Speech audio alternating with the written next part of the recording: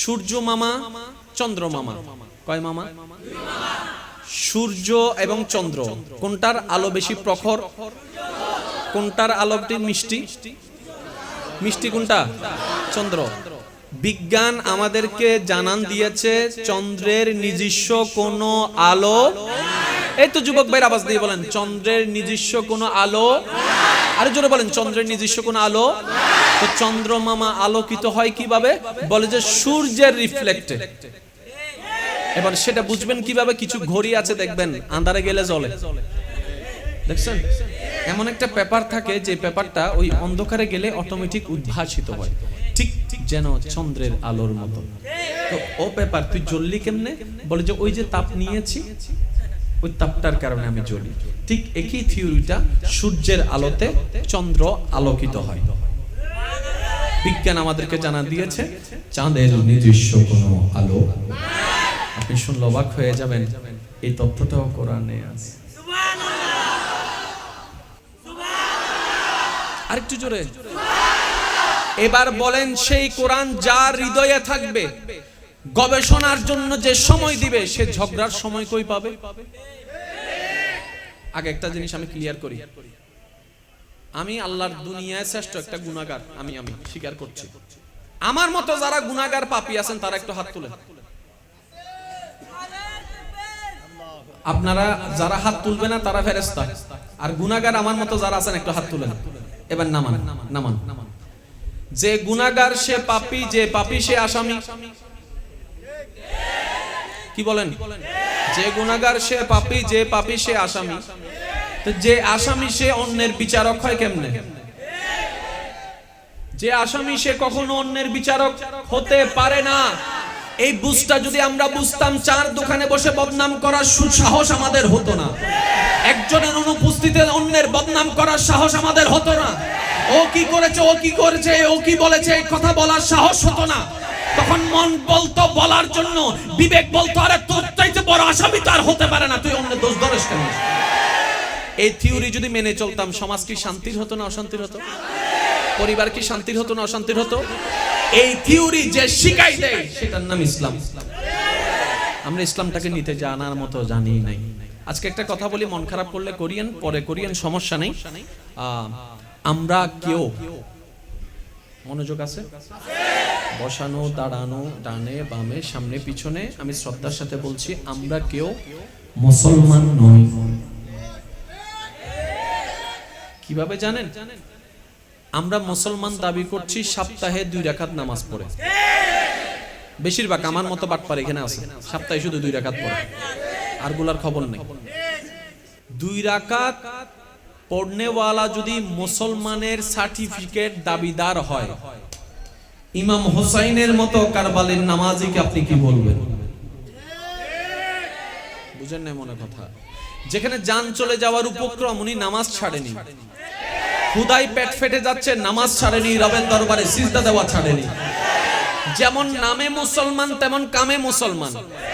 ওনারা যদি মুসলমানের সার্টিফিকেট ওয়ালা হয়, আমাদের বাটপারও যদি মুসলমানের সার্টিফিকেট ওয়ালা হয়, তাহলে তো নট আর মেসিং। মুসলমান হলে স্ট্যাটাস লেভেলটা ওইরকম হতে হবে না? আপনি যদি বলেন আই এম এমপি, এটা তো আপনার কথায় কাজে ব্যবহারে বোঝা যাবে। আপনি এমপি হইয়া যদি আমার মতো লড়ার ফড়ার চলেন, কথা বলেন না।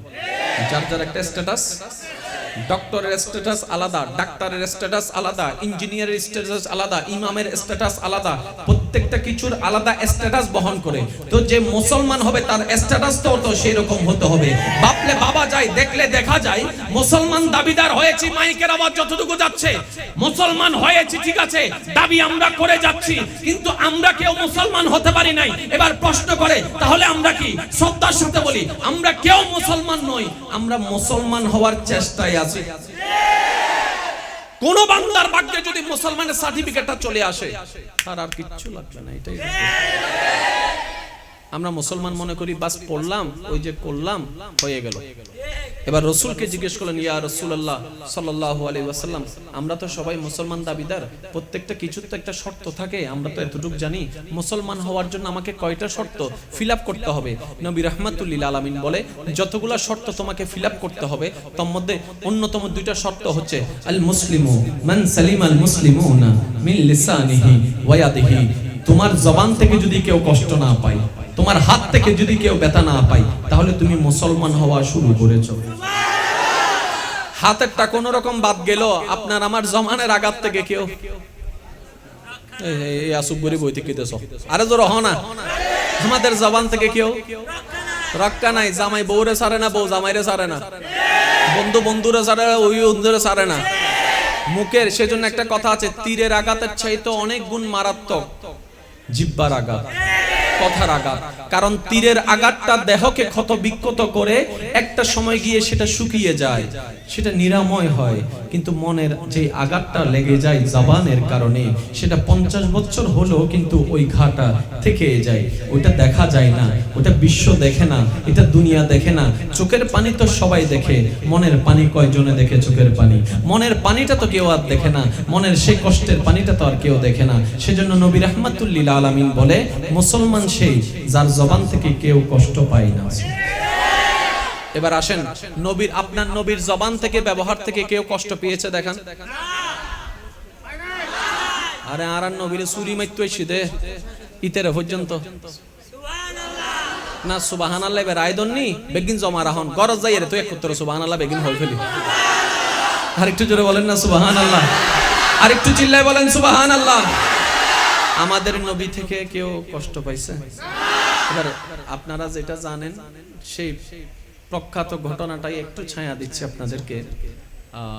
মক্কার একজন বুড়ি কাট্টি কুট্টি গুছাই চলে যাচ্ছে অন্য জায়গায়। ওই রাস্তা দিয়ে হেঁটে যাচ্ছেন আপনার নবী, আমার নবী, আমাদের নবী, আল্লাহর হাবিব নবী রাহমাতুল্লাহ। তো বুড়িমা একা মানুষ, এত কিছু ক্যারি করা সম্ভব? নবী রাহমাতুল্লাহ আলামিন গিয়ে বলেন, মা দাঁড়িয়ে আছেন কেন? বলে যে আমি অমুক জায়গায় যাব, এটা ক্যারি করতে পারছি না। নবী বলছেন, দেন আমাকে দেন, আমি আপনাকে দিয়ে আসি।